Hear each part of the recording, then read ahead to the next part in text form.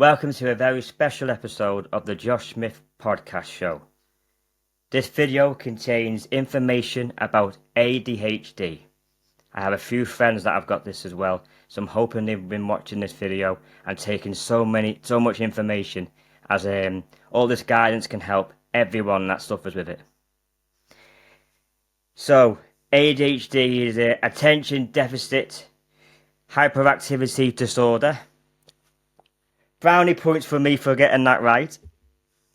I am here in the company of Ari Serap. Hope I'm saying that right. Yeah, correct. You reached out to me on Facebook on the podcasting Facebook page. Right. You saw my picture as a youngster in me little waistcoat when I was modelling. No need to brag there. Thank you again for reaching out, and it's an honour to be doing this overseas. Obviously, I'm not with you, but it's technically still overseas through a live stream platform. So it's an honour. Thank you so much. You've got a lot of information to give people out there that will help them as much as possible. We'd like to hear from it, but we'd like to hear first of all. We'd like to hear how you got into it, because that's always interesting to find out. What made Ari learn ADHD? Right. So again, right, my name's Ari. I'm originally from Las Vegas, but I live in Israel, right, for almost 10 years. Okay. And I was diagnosed with ADHD when I was 4. And I was put on medication at age 4 for ADHD. We won't go so into that, right? But I've had to deal with ADHD my entire life. And the way that I was taught how to deal with it was to take medication to just quiet me out, right? To basically hide all of the issues that I'm dealing with. So I never learned skills to actually deal with ADHD. So that is a huge reason, if not the biggest reason, on why I became a holistic ADHD coach for men. The reason I put the holistic in there is because when we're working together, I'm not, again, I'm not a therapist, I'm not a doctor, right? I can't prescribe you medication, neither would I recommend medication, because I believe in you have to put in the work. And the work is never easy, but the work is necessary. It's not that something's wrong with you, right? God forbid. It's not that you're dumb, God forbid. Your brain just works differently.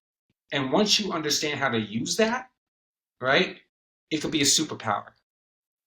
And on top of that, right, to tap into your superpower, you have to understand how the superpower works, right? Like any superhero movie you ever seen, it always starts off where they're trying out the new moves, and he doesn't just start flying out of nowhere. He levitates off the ground and, flies into a wall or something, right? Like it took time. He had to hone his skills. And it's the same thing with the superpower of ADHD. You have to be aware of the things that you struggle with in order to excel in the things that you do well with. Because it is neurodivergent, and when people ask, I'm gonna ask this, is probably because it spontaneously came into my brain.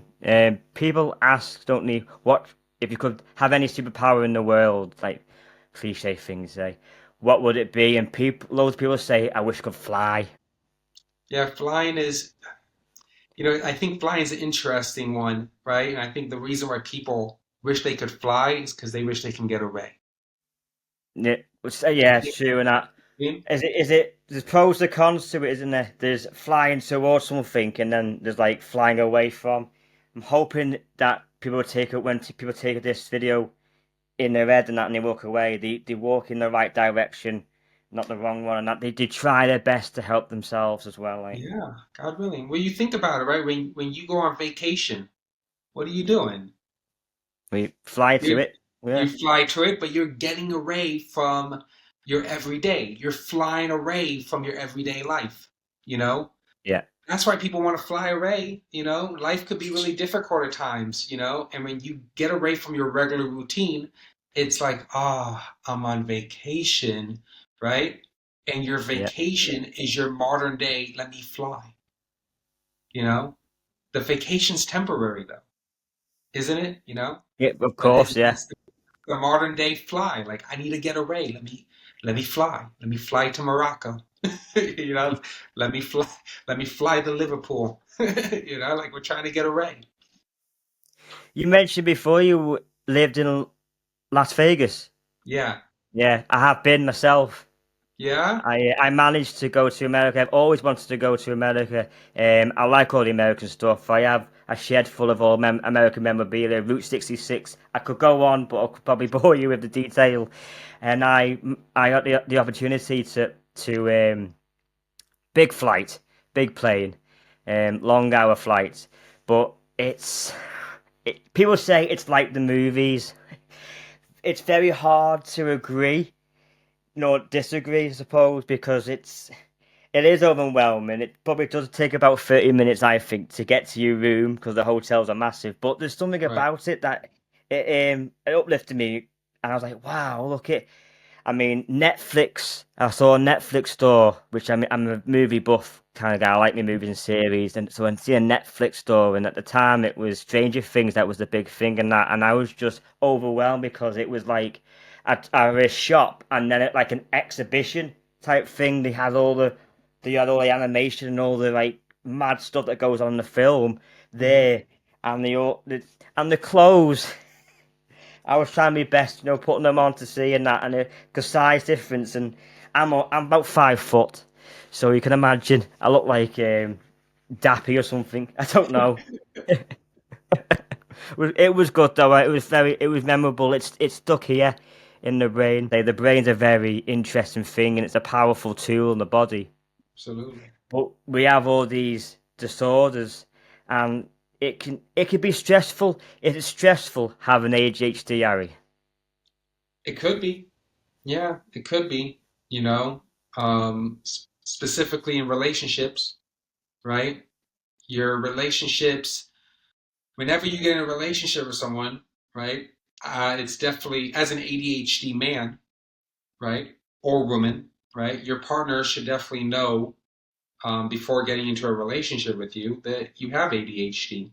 Again, not that anything's wrong with you, but there's things that a person should have in mind, right? For instance, impulse, like we have very low impulse control.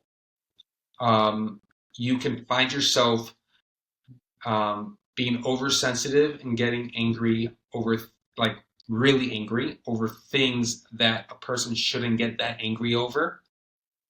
Um, and these certain things can really, like, it can really annoy a person, you know? Forgetfulness. Oh my goodness, I can't tell you how many times that I misplace things, and it can really bother someone's partner. It can really bother your spouse and or your girlfriend or whoever you're in a relationship with.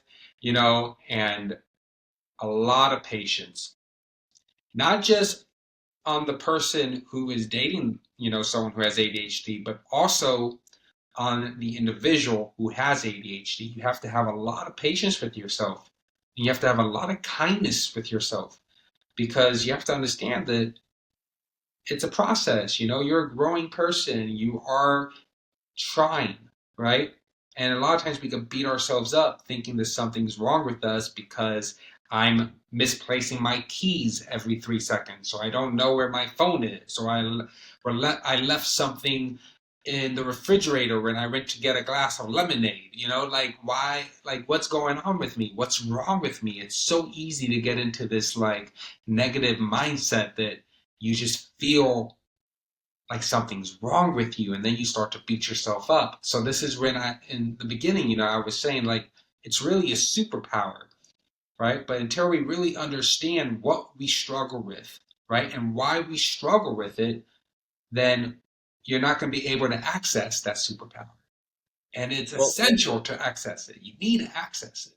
yeah, definitely. And our villain. is self-sabotage. I think we do a lot of that. Yeah, for We sure, do. for sure. We, a very common one that a lot of people with ADHD happen to do, and they don't even realize that they're not the only one doing it. A lot of men that I talk to who have ADHD, there is specific negative belief, right, that we tell ourselves, and that is, why am I not good enough? Why am I not good enough? And it I've comes up, said it in the past. yeah, I have. It took me a while. It took me a long, long time to actually start believing in myself. To grow as a person because you've got the other option. You've got the option where you just let everything just be oblivious to what's your surroundings and just start to fester in all your pity and your self doubt and your anger and all that, and then it will drain you. You've got to replace the battery at some point because they drain. But yeah, I have I've been down that rut, but I've grown. I'm a seed. I'm a hmm new seed. Throw me in some soil and put water on me and watch me grow, and I have. And that's a beautiful thing, by the way, and it's not a given because growing, as you know, because you've done it, it's hard, man. Yeah, It really is is. hard, and that's why you have so many people in the world who are like, this is who I am. If you don't like it, deal with it. Because to really put in the work, it's sweat and tears, you know? And it's not a given. Like people think, oh, everyone's a growing person. Everyone works on themselves. No, they don't. It's not a given. If you work on yourself, you're a warrior. And not everyone's a warrior. Of course, of course. Now, ADHD, apparently, is it running the family? Can it be running members of the But family? like Can it? genetics, Yeah, genetics. Yeah. yeah, yeah, it could be, yeah, for sure. I'm pretty sure my father had ADHD, but my father had me when he was like 59 years old, right? My dad was born in 1933. Wow. So I'm we were all pretty confident that he had ADHD, but like, no one was tested for ADHD in that time. It does make me laugh, but now obviously now it's all different. You can get diagnosed and that, but it's just frustrating because it should have always been there in the first place, shouldn't it? Right. Look, Yeah. I'll also tell you this, Josh. I'll tell you this. I also do, even though I call myself a holistic ADHD coach, I hate when we have to put a title over something that we struggle with. I'm No. not a Yeah. fan of it, right? And it shouldn't be used as a crutch, right? It shouldn't be like, oh, I have ADHD, therefore I can't do this. You know? No, no. Even if you have ADHD, you have to understand you are powerful beyond measure. Of You course. need to know that. You know what I mean? You need to know that in your gut that just because you struggle with something doesn't mean you can't do anything that someone else can do. You just have to work a little harder. A lot of people with ADHD, they really struggle with negative beliefs. So if you've been telling yourself, that you're not good enough for 25 years of your life, how many times do you think you're going to have to tell yourself that you are good enough until you're able to change yourself from believing that you're not good enough? The more times you say to someone, "Worthless, you're worthless. You can't do that right. You can't do." You You're start to, destroying that person. yeah, you start to go. You know what, Mick? You're kind of right now because it's buried in the head. The brain's taking in that information, mixing it all up, and then going right. It's obviously true. So that's what you're going to start saying later on. That's why it's so important, man, that you need to protect yourself of who you surround yourself with. You know, the worst thing that a parent can do to their child is say negative things to him or her. Of God course, forbid you have kids and you make them believe that they're stupid. They're going to think they're stupid, and they're going to have so many issues because you never made them feel that they're smart. And then they're going to live life thinking that they're worthless, God forbid. Hats off and hands up, because that's what I was doing. That's what I was doing. You went through that? Yeah. Oh God. Yeah. Yeah. Really. You So know. you know. So going on to positivity. Yeah. Let's raise the roof up. There's got to be some positive things about having ADHD.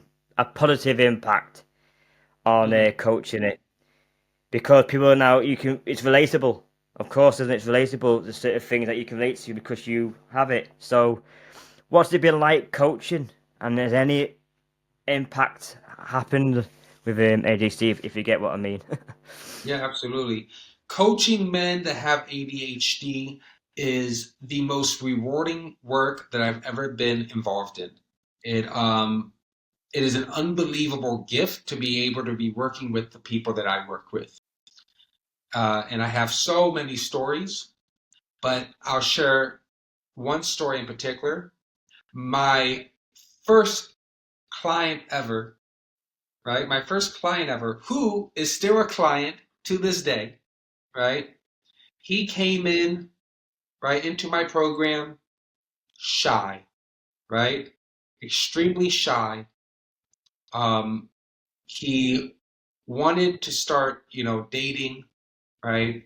Um, and in the Jewish world, in the religious Jewish world, right, when you start dating, right, it's not like what the Western world thinks dating is, right? In the Jewish world, when we date as religious men and religious women, we're dating for marriage. There's no touching involved, right? Right. It's literally like we're asking questions, we're getting to know each other, and if we feel like our values align and we want the same thing, right, and we can see each other being there for each other and growing with one another, that we align with one another, right, and then it's like, okay, you know what, marriage, you know, it's not as like flat as I'm making it sound, but it's beautiful because it's like there's no lust and any sexual distractions, anything like that, right? It's like you're really getting to know the essence of a person, and you're not distracted by what we usually get distracted by, right? So anyways, like when we first started working together, he wasn't he wanted to, but he wasn't ready, and his parents didn't think he was ready, and now he's ready, and he's in the process, and his parents are behind him, and it is the coolest thing to witness, and I'm so proud of him. And if he's watching this right now, you should know you make me smile, man, every time we work together. And I'm so proud of him, and that is such a it's beautiful to be part of that transformation with my clients. And thank you, God, he's not the only one. you know, I have stories on all my clients that when I see where they came from when we started working together to where they're holding now, you know, it brings Yeah. the biggest smile to my face. And I have to say that every single person that I work with, they're warriors in my eyes, right? These are men who want to live a healthy life with their with being neurodivergent, right? They want to live the healthiest, happiest life and have tools, right? In order to feel like they can do that. And these guys put in the work. They do. Every single one of them are warriors. So, and to work with me, you got to be a warrior because I'm going to put you to work. I'm going to put you to work. What does the work entail, Harry? What type of work do you provide for people? So it really depends on the specific thing that we're working on, but it's one-on-one sessions, right? Within those one-on-one sessions, we're doing different things. We're getting to the root of it. We're rewiring your brain. And what I mean by that is Yeah. when we were talking about negative beliefs, right? If you've been telling yourself that you're worthless for 25 years, that needs to stop, right? Yeah. And behind all of our negative actions, there is something that you're telling yourself that is reinforcing that negative action. There's a root cause from it, right? And together we explore what that is, right? Yeah. And through exploring, there's different exercises that we do. Um, I give homework, whether it's meditations, journaling exercises, affirmations, random things that I feel like that you need to do, that can definitely feel uncomfortable, right? But if if it's an exercise and I'm asking the person to do it, I expect them to do it. Yes. And also, I have one client. I he has a morning routine that I have him doing every morning and an affirmation, and he needs to text me every single day after he does it. Right? So I'm Yeah. very hands-on with the people that I work with. Like even though we might be meeting once a week, this client, we meet 2 times a week, and he messages me every single day, and I'm on top of him every single day. You know, so Of course. I take it very, very serious, very personal, because like if someone's coming to me, I take it as a direct message, right, from my Yeah. creator that this person's entering my life for a reason and we got work to do. I take that very Journaling is a really good. Sorry, interrupted you then. You no say worries. No worries, bro. journaling. That was a hard one for me to write. How I felt, how my day felt. Mhm. I've got a journal book that I each day write out whatever days I've come across each day, and writing things down. And it took some time. Like, what was like goals, and how was you feeling that day, and Mhm. what could have been better than that? And you're scratching your head trying to think. It could be. It does open your eyes a bit more. It gets your brain thinking. Journaling is a really good thing. People keep at it if you are doing it. I do recommend that. I really do. Yeah, journaling's powerful. Journaling's extremely powerful. And again, everyone is going to be drawn to a specific exercise. Some people might not like one exercise, but they like another exercise. At the end of the day, that's super cool. You know why it's super cool? Because you're discovering what works for you, what you vibe with. And that's what it's all about. Of course. Yeah. What's it like being a father? Wow. It's the biggest gift, man. It's hard, right? It is extremely hard. And you can get very sensitive, right, with your kids. My daughter's 3 years old. I have a daughter that's Mm. 3. I have a son that's 1, and my daughter's 3. Like, tonight she was like, but you don't love me. You don't love me. I'm like, what are you talking about? I love you. I love you. She's like, no, you don't love me. I'm like, Oh, what? I love you. And it's like, I'm like, after I put her to bed, I leave the room. I go to my wife, like, but Diane says she doesn't love me. And my wife's like, she loves you. She loves yeah. you. And then I start to think to myself, of all the horrible things I must have said as a kid to my parents. Um, God knows I was a piece of work, like, I was a little bit hard work myself, we but must we're have all done, we good must now. have done something right, because we're here. We're here right now. We're here right now. Ari, thank you so much for coming on the show. Thank you, Josh. Man, this Yeah. was really nice. And you know what? I feel like I've connected very well with you. And you're sticking on my Facebook, and it's nice to chat to you. If Yeah, anything man, we're crops up in Facebook my official mind, now. We're yeah. Facebook official. It's we're gonna watch each other's Facebook videos. Oh, thank you for the support and that. Great. Happy days.